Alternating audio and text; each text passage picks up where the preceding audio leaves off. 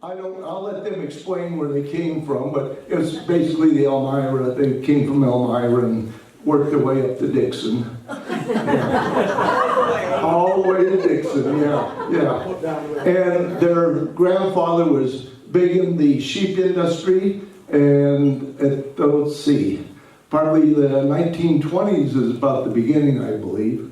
But anyway, they're going to explain everything to us, so I'll get off and we'll let Martin and Michelle take care of it.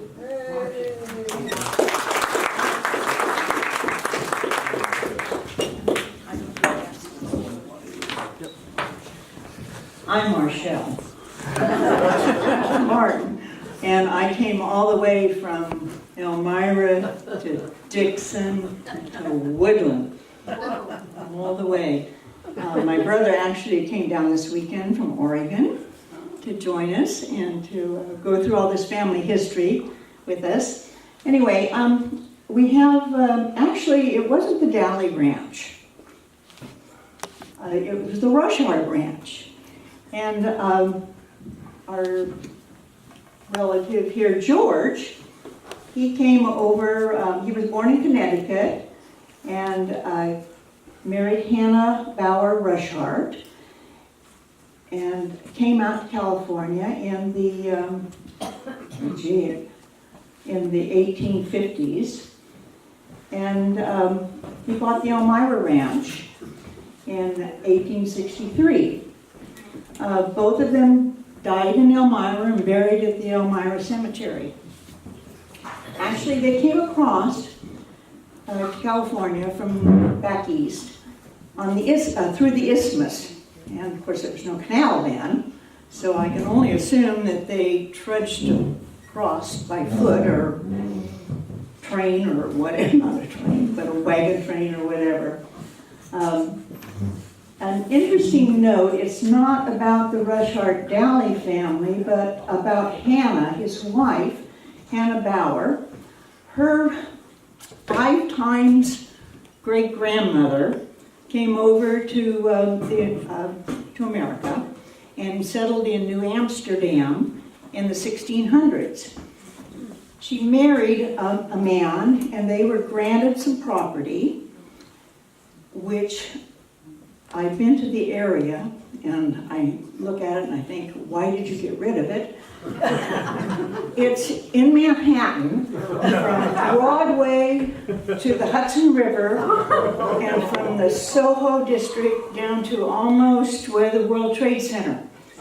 62 acres. And when I was there, I'm looking around at all this, and I'm thinking, oh, man, we could have made a fortune on this.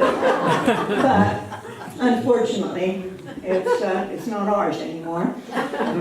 But she was a very interesting lady. Her first husband died. That's the one she was farming with. And she married a reverend after her first husband passed away. And she formed one of the first prenuptial agreements, which, wow, she was a lady before her time. Unfortunately, her second husband was on a ship going back to Europe, and the ship sank. So she got the property anyway, and passed it on. Anyway, they came out to California, and George, another interesting fact about George was he was a member of the San Francisco Vigilante Committee in the 1850s, 1856. And they were didn't feel as though the police were doing their job with the political rivalries that were going on. So they were taking matters into their own hands. And they were known to have hung several people that didn't. They were more interested in suppressing political crime rather than regular crime. Anyway, then he found, he bought a ranch in Sonoma and later in Elmira, where they moved to and stayed. After he bought the ranch in Elmira in 1863, he went to Monterey County shortly after that and bought 2,600 and some acres in Monterey County, which stayed in the family for years.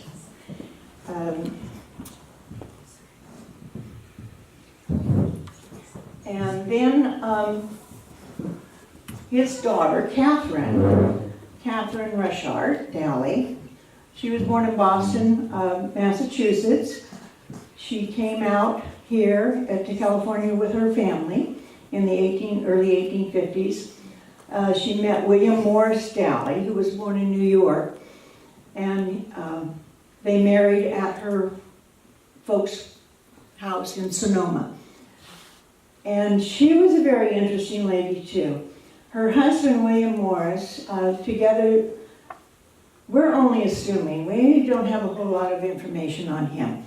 We're assuming that he worked with his father-in-law on the ranch. But anyway, they had 6 children, and when my grandfather, Bert Daly, was born, he was 3 months old when his father passed away, and left her with 6 children from age 17 down to 3 months. So she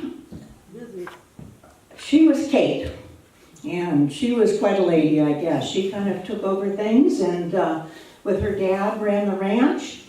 And when George passed away in 1889, she inherited the Elmira Ranch. The other 2 children that George and Hannah had each got $100. And she got the ranch. So that tells me that she was a pretty shrewd gal and she knew how to run things.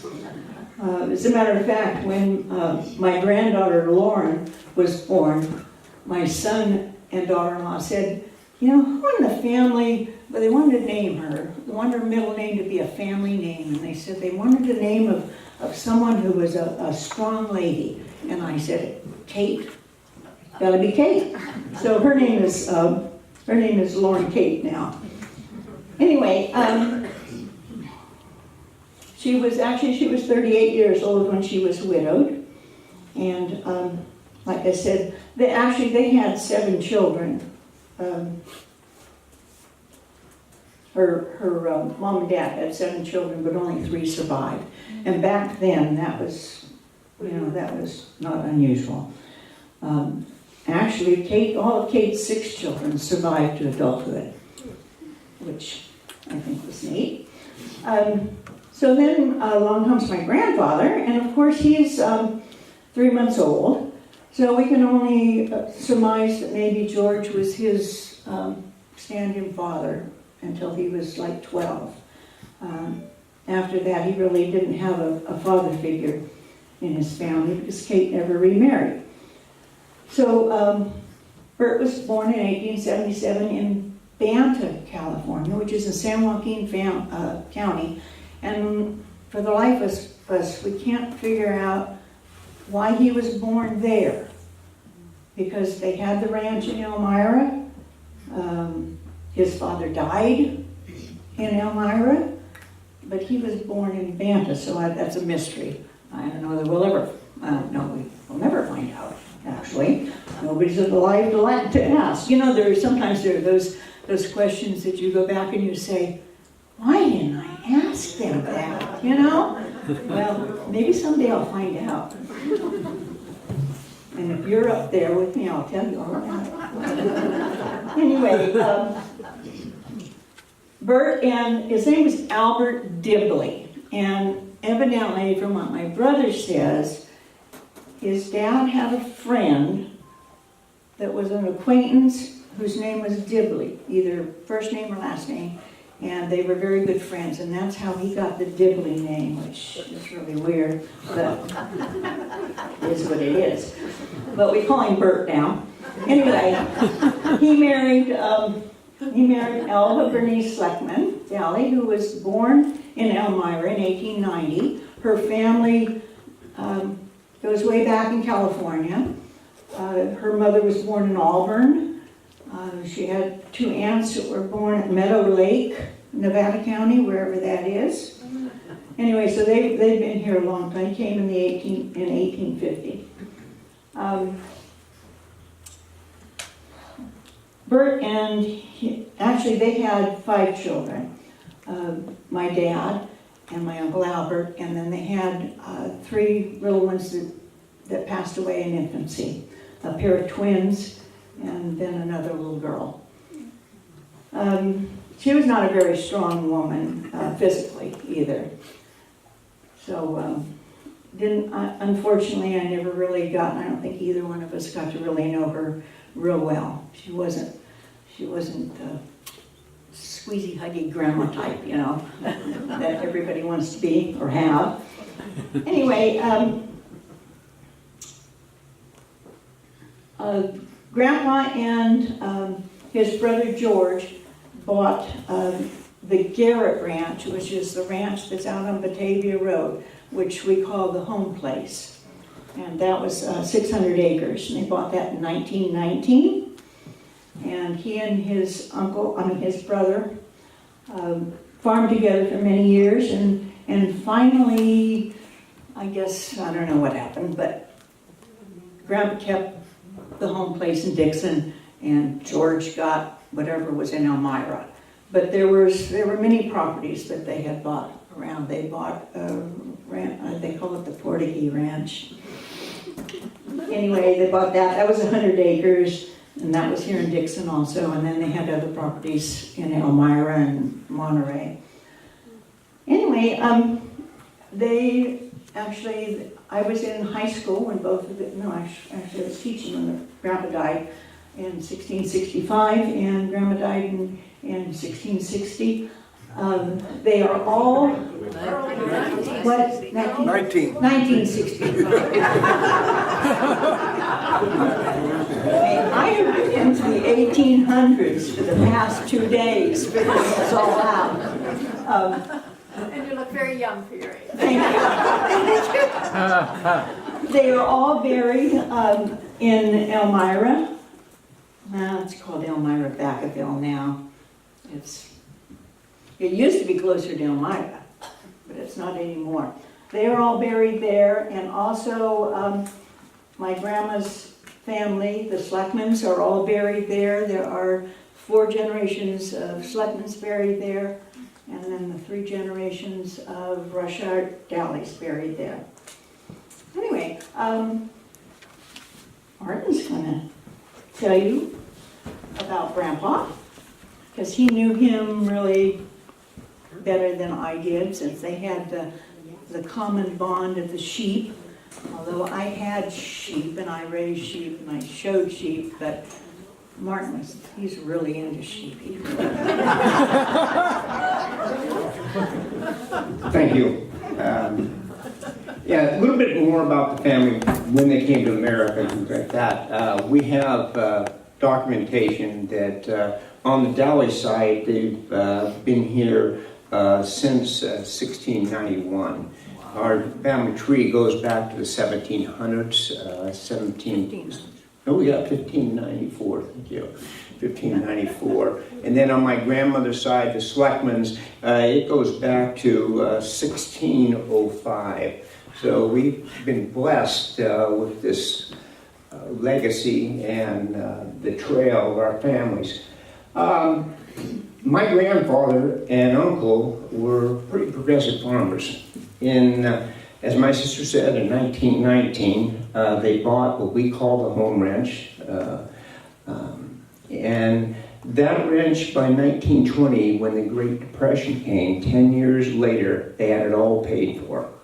So they're one of the few families that were able to go through the Depression with no problems whatsoever. And a little bit more about my great-grandfather, Rushard. He actually owned land in Mendocino County also, where it's kind of a vague description of it. But I've been there and seen the place, and it's very interesting. How many of you know the story of Seabiscuit, the racehorse? Yeah, okay. My grandfather once owned the ranch in Willits, or my great-grandfather did. So we've been in California for quite a while, the family has. We tried to find it where we were here before the gold rush, but no, we all arrived in the 1850s. The family, both sides of the family arrived then, and settled in Elmira. We still own part of the Elmira Ranch. 155 years it's been in our family, excuse me. And I certainly hope that it'll go another 155, but we don't know. You know, times change. I mean, Dixon was once a town of 3,000 when I was growing up, and you know, what are we, over 20,000 now, this town is. So times do change, and a lot of different things happen. It's kind of interesting, but the Dowling brothers, George and my grandfather, Bert, were farmers together. And when World War I broke out, prior to that, everything was done by mules and horses. And they were fairly progressive, and the government wanted a lot of mules because in that war, most of the gunnery and movement of supplies was done by horse and mules. So they sold all the horses and the mules. They went to France. And with that money, they invested in a harvester, or pardon me, a tractor to pull the harvester instead of having the mules. So that was, you know, how progressive they were. They went through and did that. They added land at the same time. More land was purchased, quite a bit around the Elmira area. A couple sections down there were owned. They ran as many as 1,000 ewes down in one of the ranches down in Elmira. And in time, that partnership broke up. And we look at it today, my grandfather got probably the best of the deal because he got what is called a Ganos Ranch now. So, you know, class 1 soil, irrigated and everything else, where a lot of the Elmira land is just dry land, you know, pretty low value property. But no one knew what was happening at that time. Getting back to the 1920s, when they harvested, it was quite an ordeal. I mean, just for the combine itself, 5 people had to be on that combine. And that's pretty wild when you think now the combine's only one person, and he can go to sleep half the time, and it'll run itself. And when they had their mules, and the mules were pulling the wagons to bring the grain to Elmira, to the warehouse, they had as many as 19 mules that they had, and another team of men that worked there. So when they had harvest time, was kind of a festival because my great-grandmother would be cooking for maybe 20 people. You know, that was just a real hard work, long days and everything else went into that harvesting. But you can see how much agriculture has changed over the years, and now what took 20 people to do, 2 people can do today. You know. Excuse me, Yes. I have a picture of one of those harvesters. What's on the back is not of interest, but maybe people would like to see Sure. it. It's pulled Oh by yeah, the please mules. pass it around. Please pass it around. Actually, do we?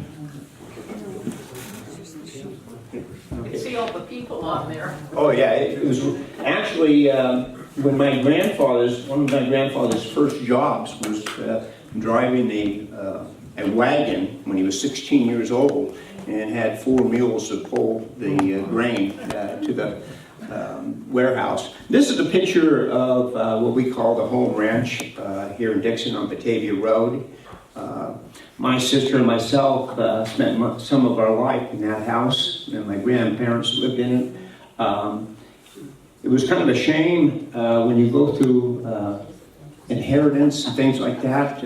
When my grandfather passed away, there was a very strict inheritance tax in the state of California. And farmers weren't protected from that at all.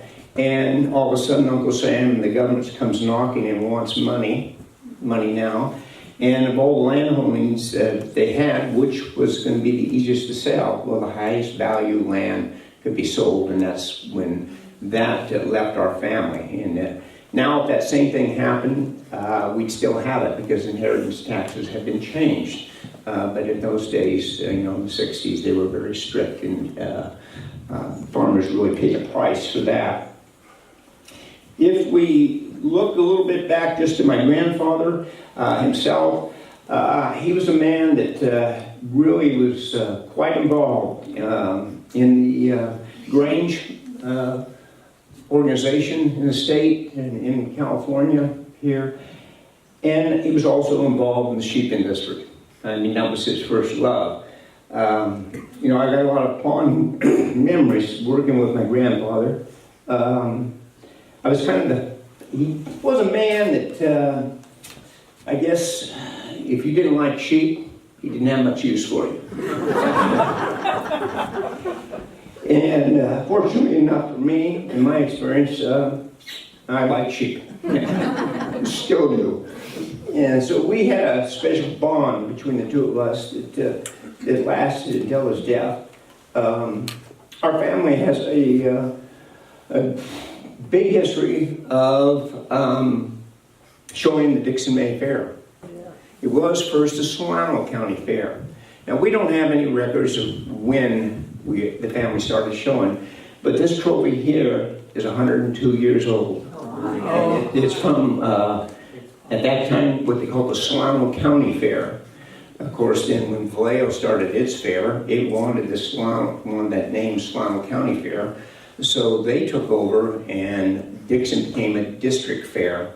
And you can show that when that happened, we got evidence of that is in 1953. This is my sister's ribbon from showing.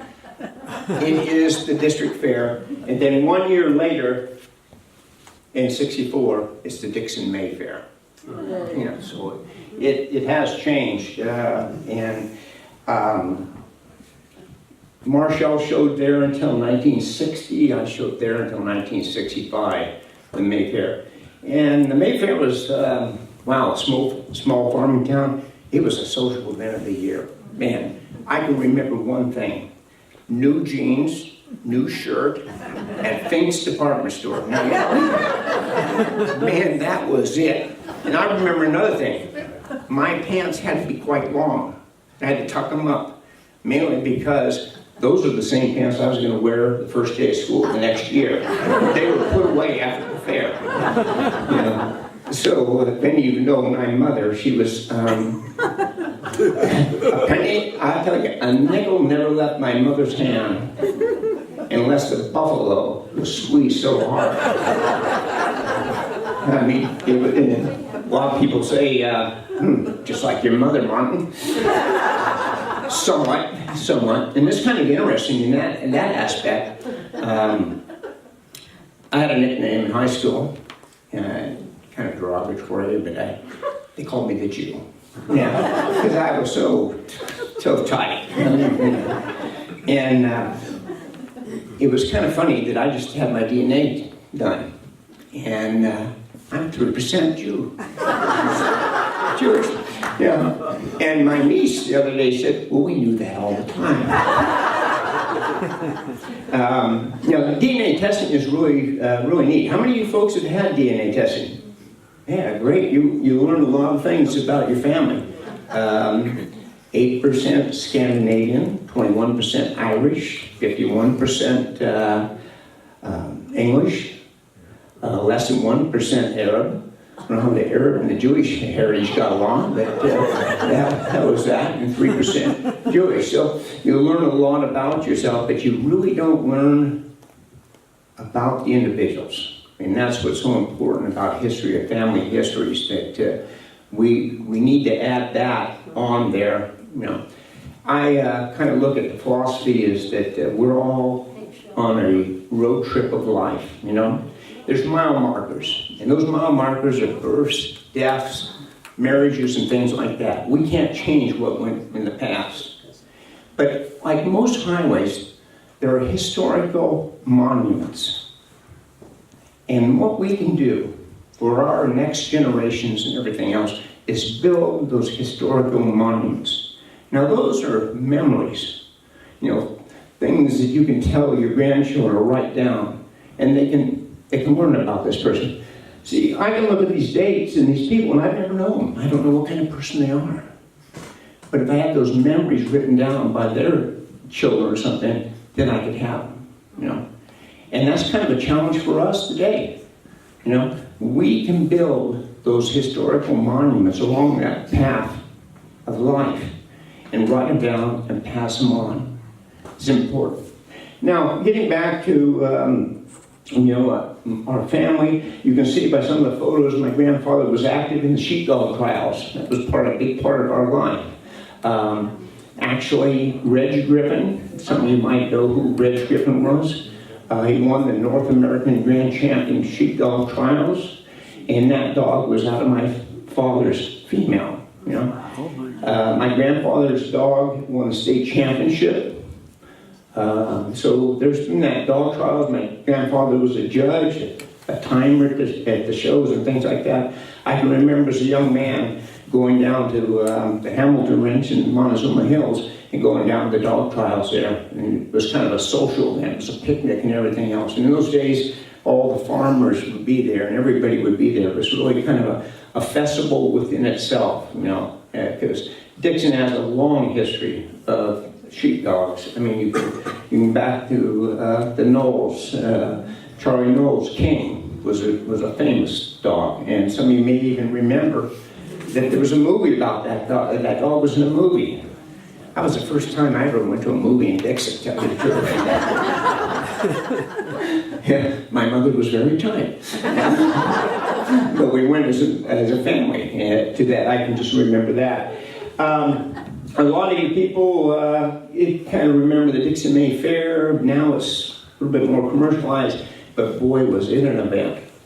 We didn't have the outside entertainment. There was no Marine World or something. When the carnival came to town, wow, that was a big thing. You see, high school, we only had to go half a day on Friday. Of course, if you were showing sheep, as I was and my sister, then you got off all day Friday.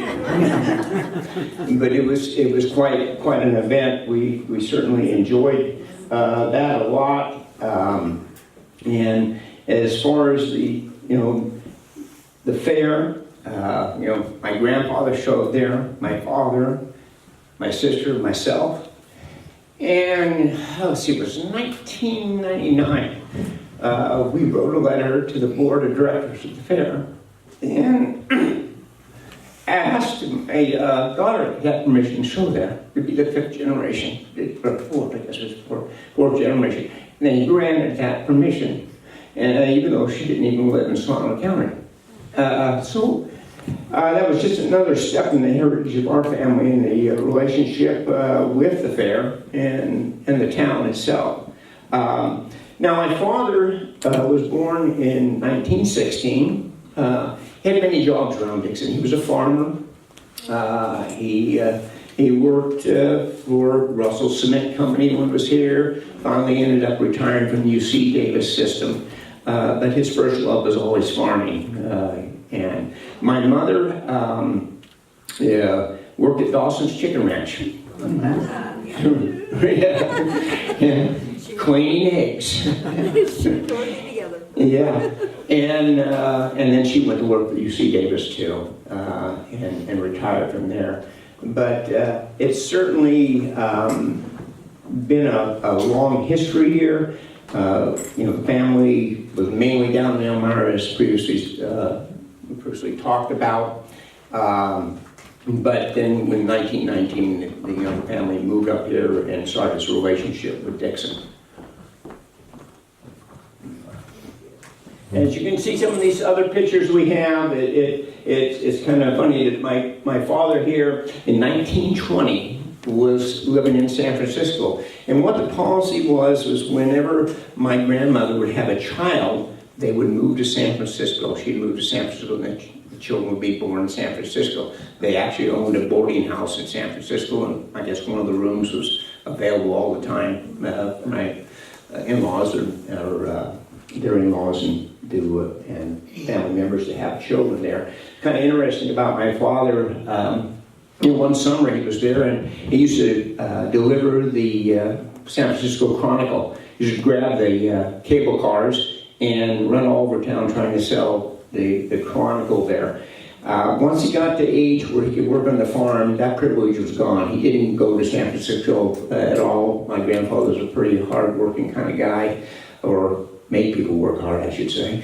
And so my dad had to work on the farm on that extent.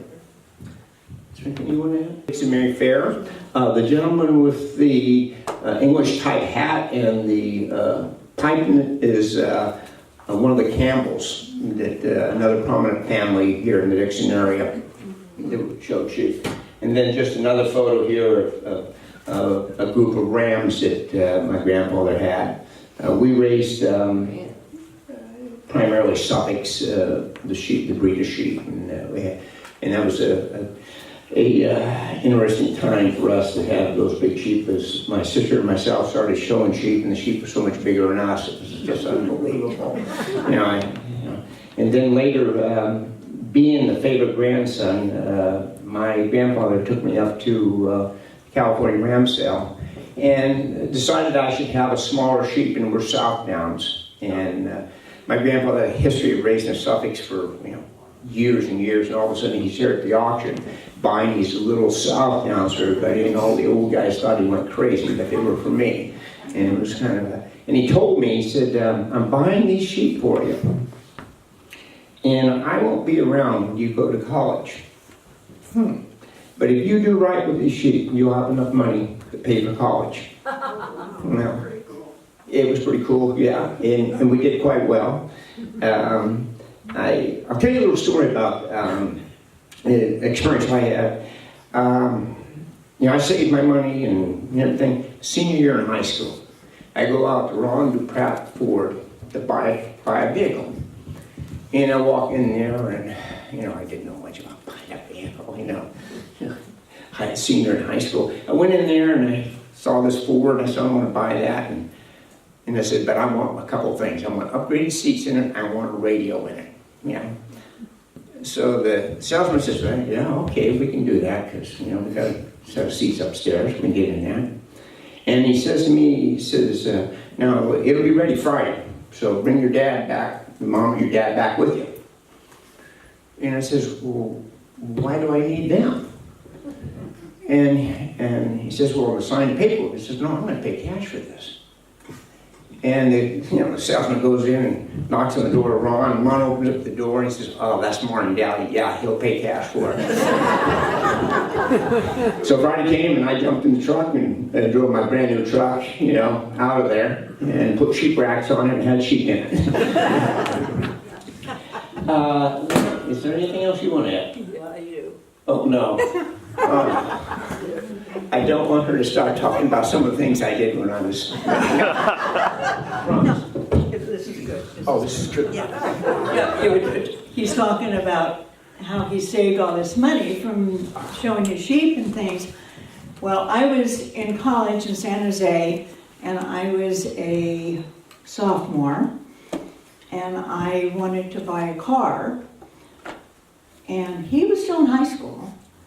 So, who I went to borrow the money to buy the car? Yeah. And then when I was a junior, between junior and senior year, I had the chance to go to Europe with a group from the college. Well, I didn't have money for that, but I went to my brother and borrowed the money from him again. So, and he's not even of age yet, and I'm having to borrow money, and I did pay it back with interest. Anyway, I wanted to throw in a couple of favorite memories of mine. When we were living on the ranch, and I loved having the shearers come out to the shearing barn, and Martin and I were little, and I don't know how tall those wool sacks were. 8 feet. Oh, 8 feet? Well, they seemed like they were big, that tall. And we would climb up on the ladder and we'd jump down into that wool. It was freshly shorn off the sheep, so it wasn't washed or anything. And we'd jump up and down in there and have a great old time, and then we'd climb out and go back to the house, and my mother would stop us right there at the door. You strip down right here and get into the bathtub. She wouldn't let us anywhere near the house. Another time was when Mark talked about harvesting, and that was a favorite time of mine too, because my mom would go all out for supper, which was, of course, the noon meal, and we had a big porch that was set up with a big long table, and all the harvesters would come in, and she'd serve these humongous lunches or supper to all the harvesters. And of course, I was little and I was a girl and I was cute. So they just, they made over me all the time. So that was one of my favorite times too. And then of course there was the bummer lambs that Dad would bring in the middle of the winter. And the mother had died, or she wouldn't take them, or they were multiple births, but she'd bring them in and Mom would crank up the oven and we'd stick those little suckers in the oven and warm them up. And then of course, well, it wasn't too, it wasn't very warm. But still, there was, we put the lambs in the oven.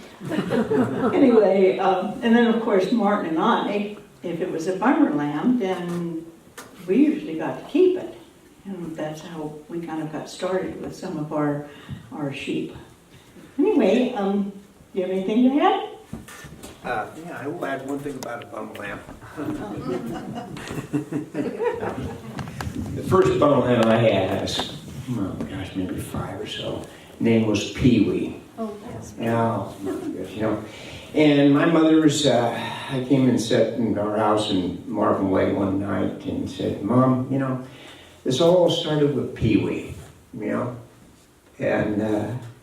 said, yes. I said, and I just remembered that, when Pee-wee left the house, he took him out in the pasture because he was so friendly that somebody driving down the highway stole Pee-wee. Oh.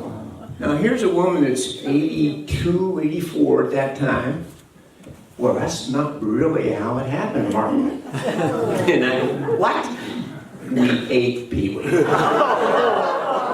I said, it took you that long to confess that you ate Pee-wee?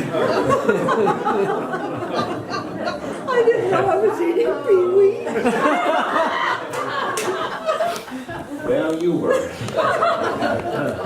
Well, I'm through. okay, we'll be around for a little bit if you want to visit with us and look at the pictures and ask us any questions. We'll move them over there. We'll move over there. There's the Daly family. Okay, are there any questions for Marty and his sister, Marshall? Yes?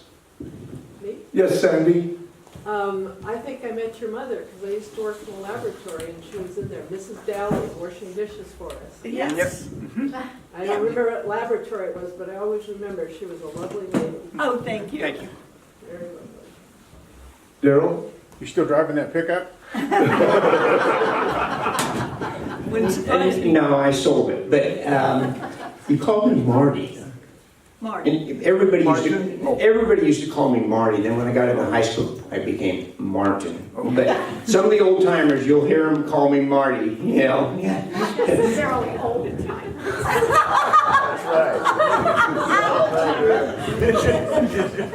Okay, Martin. Yes, Roberta? Bobby? I grew up with you and I've never heard all of this, so it's really fun. And I can remember being out at the old ranch house or wherever you lived in the country, playing outside, I think, right before you moved to town. But what I really want to say is, Marty, I think given the length of your family's history with sheep, you should tell them what you've done in the last 20 years or so. Just, you know, Briefly. 6 sentences. Just briefly. Very good. I'm still involved with the sheep business, and I was crazy. I joined the Army and went in the military. And after I came back from Vietnam, I sat there and said, I'm going to get back at them. I'm going to use every bit of my GI Bill. So I went back to Ivory Towers, went to graduate school at Oregon State University, and then I came up and worked for UC Davis for 23 years. And then I retired from there, and I own a company called Super Sire Limited, and we import, export semen and embryos from around the world, and I do the implantation of those. And we've developed several different breeds here to help farmers and everything else. Ever heard of the Valley Blacknose, any of you have? So known as the world's cutest sheep. Valley Blacknose? The Valley Blacknose from Switzerland, yes, and that's a big thing, and we just brought that genetics into the States. That's great. He's going to have some coming up. They're gonna be born in February. Okay. Any more questions out there? If not, I have one. I've been told, and I think I even read it someplace, that there was an Olympic rower Oh, yes. from Elmira, and it was a Dally. What's the relationships to that? 1924 or 20 or something like that, the Olympics? 32, wasn't it? 32 or 20. Oh, okay, okay. Yes. Okay, well, you heard about my grandfather and his brother George. Well, George's son was Morris Dowling, and Morris Dowling represented the United States in the Olympics in Germany. Funny story about it, you know, he's a big farm boy and going to UC Berkeley, and he thought, well, you know, I'm pretty good. I'll join the boxing team there. And he was on the boxing team there, and he wasn't quite as fast or quick, and he got his teeth knocked out. And he's sitting in the trainer's room, and this guy puts his arm on his shoulder and says to him, have you had enough of this boxing? And with a kind of a teeth kind of thing hanging there, he says, yeah, I've had enough. And he said, well, how about joining the crew? And he says, what's that? And he says, it's the rowing team. And his comment was, being a farm boy from Elmira, where there's not a whole lot of water around, do you have to swim? And the story goes, he says, not necessarily. And that's how he got on the Cal's rowing team. And that's a crew of No, four? it was 8. It was 8. Oh, 8, okay, Crew of 8, okay. Coxman. Thank you. Are there any more? Go. If not, then we'll adjourn for maybe 10 to 15 minutes, and then we'll come back to our general meeting at, say, 15 after the hour, roughly. Okay, thank you. Can I hear applause for the gallery?